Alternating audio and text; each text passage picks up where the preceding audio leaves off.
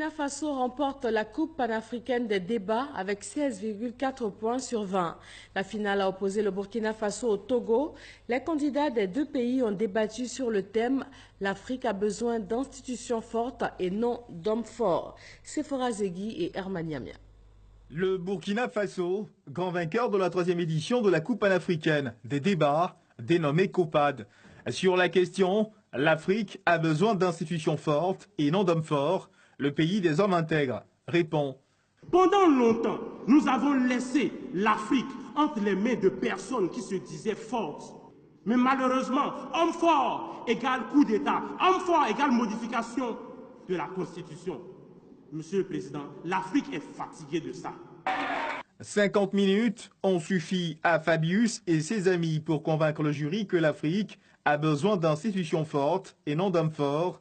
Représentant la première dame de Côte d'Ivoire, Bakayoko Liramata, ministre de l'Enseignement supérieur et de la Recherche scientifique, a félicité les étudiants des 8 pays participants pour leurs brillantes prestations. Ce sont des grands hommes comme vous dont l'Afrique a besoin pour impacter positivement son développement.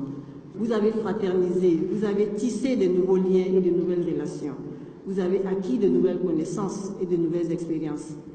Votre participation à cette compétition de haut niveau vous confère davantage de responsabilités.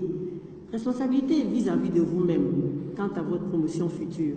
Diankounda Traoré, ex-président du Mali, a réitéré les encouragements de la première dame de son pays à la Côte d'Ivoire et aux jeunes débatteurs. Vous avez visité l'histoire et vous vous êtes évertué à nous montrer, au cours de vos échanges, que la richesse de certaines nations, de certaines cultures, ont été forgées d'abord par des leaders en poigne, déterminés, se fixant un cap et se donnant les moyens pour l'atteindre.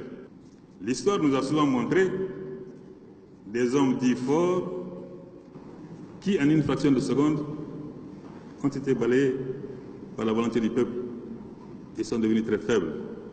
Où était donc la force ?